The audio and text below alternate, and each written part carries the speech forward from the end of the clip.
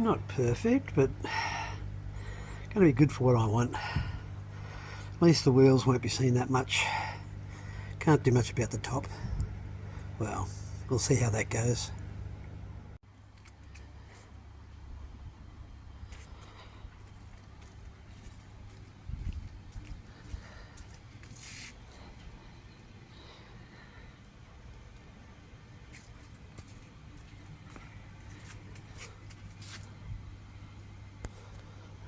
Well, that's the basic part of it done. Got to figure out what I'm going to do about the front.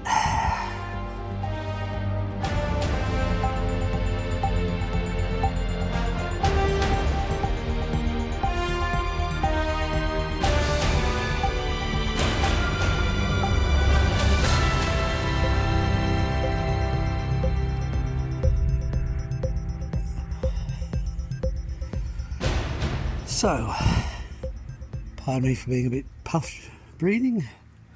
Just getting everything together so I can work on the walker. What I've done is taken everything off from the other day. There he is. And just got to do a few things and then I'm going to put it on and leave it on for a little while. As you can see, it's a nice, bright sunny day and I'm outside the garage. Of course, it would be nice if there was a little bit more of a breeze, but it's not too bad. It's not too warm, it's not too cold. Okay, I hardly ever use a ruler or a straight edge. Yeah, that's just the way I do things, unfortunately. Now what I've done here is I've laid one of the sides down to get the length here for the front, and then line along there, which I'm about to cut, and then make a few trimmings and so that's the front. Cut from that box there. Let's see how it fits on the trolley now, I guess. So there it is with the two sides on, and I use zip ties to hold it on. I don't see a problem with that. Some might not. Just convenient, and as it'll be covered up with paint or some other things, won't be seen. But it also means I can cut them off very quickly after I fix it here. But when I go to an event, I can pull it out of the car, put it on very quickly there, end of the day, cut it off, put it back in the car. It's just a lot easier because I can actually then break down the walker. I'm going to try the front now. That might be a bit tricky.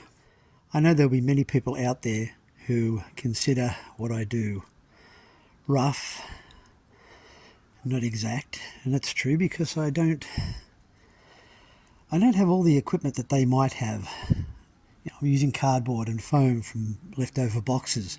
I often use stuff that I find on the street. And people say, oh, why don't you buy a 3D printer and print this? And I think,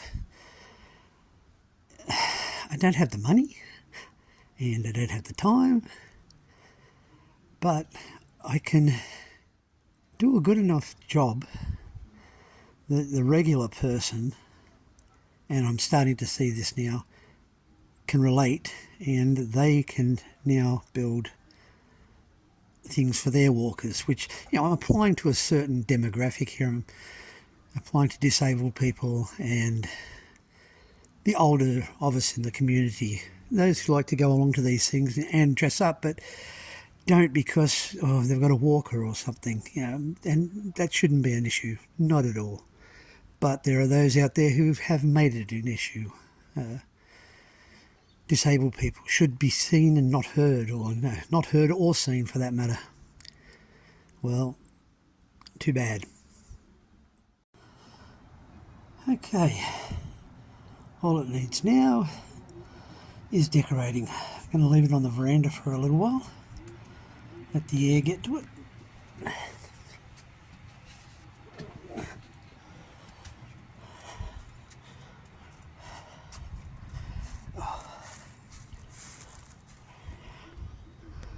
That's it from the front.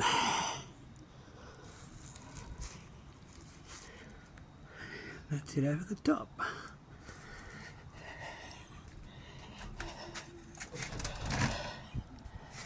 And as he says, going backwards, that's it from the back.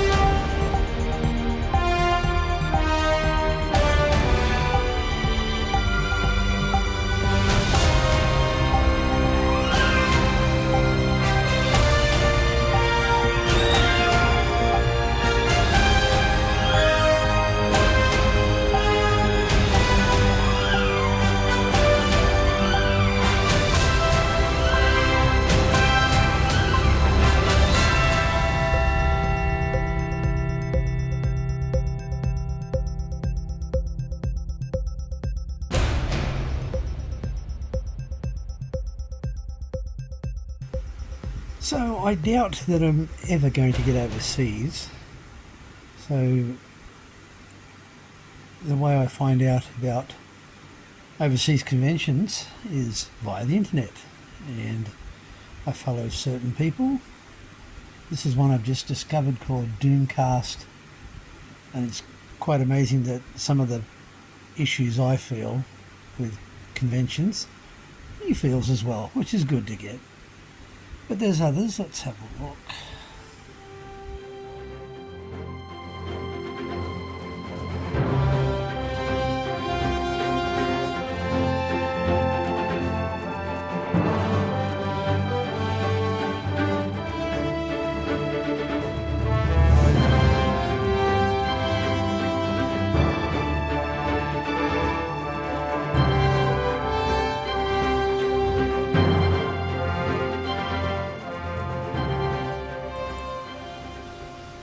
Good old Tampa J. I'll tell you more about him. Essentially, these people are making a living out of visiting conventions every weekend, and they can do it because they live in a country which is massive and overpopulated. I'm not sure why people hate this guy, but he's not popular, but I like him. Now these guys here, oh my god, they were the ones that got me started in all of this. They do conventions, but they also started visiting real crime locations and things like that, and as well as you can see, filming locations. But my god, some of the stuff they go through is unbelievable. And the other one that I do listen a lot to is called Swell Entertainment. She's Amanda Golka, and she predominantly just goes to any type of event. She does the conventions, she does the Ren fairs. And what I do like about her and the others that I've mentioned is they're honest. If they don't like something, if they think something is wrong with a convention, they'll tell you. Which means they often fall foul of the actual convention runners.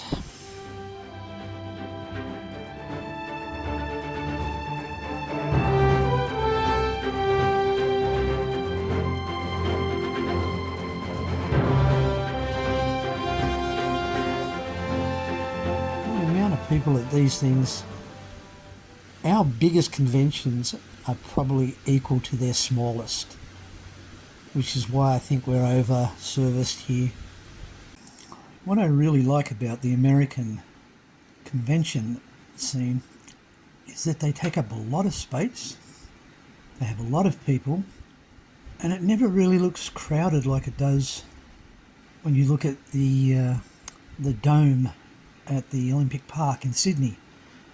It seems they crush as many people in as possible just to save some money, whereas look at the place. This is Chicago's C2E2, apparently. And I like too the way they have their guests set out. Yeah, I mean, and they go for like 2 or 3 days, sometimes more. It's just amazing that, and they also get a larger variety of guests too. The Australian ones seem to always get the same guests, and there seems to be a hell of a lot more cosplay. They seem to be enjoying themselves.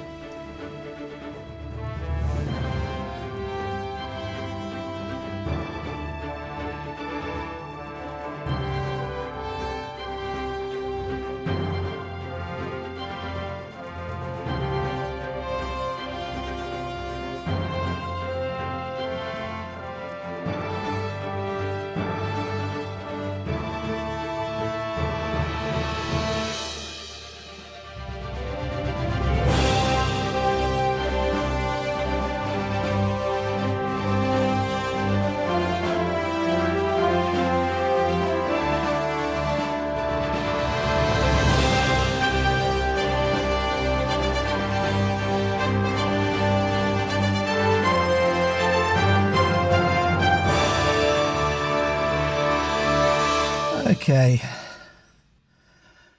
It's always difficult to find somewhere to record, so I choose moments like this when I'm about to go down to the shopping centre, the $2 shop, Smart Dollar they call it. Always good for a bargain, especially when you're doing cosplay stuff. Now, don't get me wrong, I'm sure that the American convention scene has all the issues that we have here. There are people who believe that they are the show, little groups who like to run things and are very, very scared when someone comes along who's new and, they feel threatened. But the circuit over there is so large, I think that a lot of that can get lost. And that is what I like about the influencers and YouTubers that I follow. They will travel around America and they will meet up with their different friends who are also bloggers, and they'll have a good time. And as I've said before, they'll tell you if the convention isn't good, especially Swell Entertainment and Sarah Spaceman. Sarah Spaceman is a little on the more aggressive side because she seems to be amongst the higher celebrity style cosplayers. Not using that as a bad thing, just that's the way it seems. But and it's like the Doomcast, the gentleman who does the Doomcast. I agree with a lot of what he's saying. It can't be a Comic-Con if there's no comics, but that's something we have in Australia too. The amount of times you go to a Comic-Con and there's not a comic book in sight, or there's only one small comic vendor. It's weird, but that's just how it is. I really don't understand why people don't like Adam the Woo. Yeah, I guess he's a little bit, I don't know what word you'd use for it. I mean, he's an acquired taste, but I don't see why there is a whole other YouTuber out there who's doing a page where all he does is review Adam the Woo's pages and crap on the guy from a height. Like, it's just unbelievable. Anyway, that's it. That's all I got to say about that. Look, I doubt that Australia will ever have the population to cover all of the conventions that are going at the moment. And I honestly believe that probably in the next year or so, we will see it collapse, or many of them drop by the wayside rather. And I'm just tired because I've lived through this before many, many times. I am very much a voice crying in the wilderness. Anyway, got to go before the shops close.